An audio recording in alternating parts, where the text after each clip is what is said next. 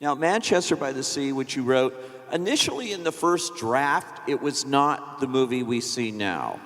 It was more straightforward, linear, right? Yeah, I mean, the first draft was a failed attempt to get started on the script, and I was writing it in a linear fashion. And the second draft was when I introduced the idea of using flashbacks to tell the story, or really to tell the story along two parallel lines, one in the present and one in the past.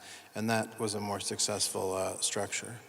And how did that come to you that was going to work? I mean, is that just you sitting here as a writer and saying, I don't want to see this movie in this format, it just doesn't work? Or You know, it's fun. It's a lot like being an audience, in the audience, writing something or trying to write something, because you're either bored or you're interested. And those become your guideposts. And if you're bored, you can tell something's, if I'm bored by my own magnificence, you can be sure. Then we're in trouble. You can be sure someone else, yeah. You can be sure you'll be bored too. And I have to hope that if I'm interested, that other people will be interested. Yeah. You as do you consider yourself a writer first or a director first? This is your third film as a director. You've written a lot more than you've directed. So, what's your number one here in terms? Well, I mean, obviously I've been writing since I was in 5th grade, and I've been only directing since 1999. But I've done a lot of backseat driving, directing in the theater, and I've directed two full-length plays now as well. So directing something I'm very interested in. It's a wonderfully interesting and endlessly challenging job. But so I really think that I'm both at this point.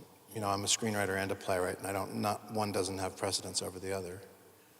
What I loved about this too is that in terms of the characters in the movie, that the town felt like a character, the setting where you put this in Massachusetts.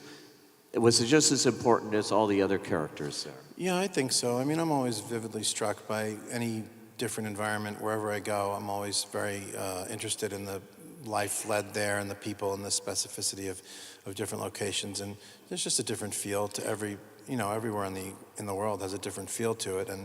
And also writing about a place that I'm not from. I'm from New York City, and I grew up there, and I didn't know Cape Ann all that well. And so educating myself about the town fed itself into the script in a really nice way, because I was in New York making phone calls to the Chamber of Commerce and the police department and the library, and finding out what the different traffic routes were between Cape Ann has a lot of small towns in it. The hospital is not in the same town. There is no hospital in Manchester. The nearest hospital is in Beverly. The hockey team in Manchester doesn't play in Manchester. They play in Gloucester, which is half an hour away. So learning all those details was a way to acclimatize myself to the area, but also to feed into the details of what life would be like for someone in that town, or for a group of people in that town. And research really goes a long way. If you don't, I've written things that were much more autobiographical in the details, and it's just great to have this wealth of detail to feed into your fictional story. And if you don't have it, it's great to go find it, because you can't beat reality for compelling storytelling.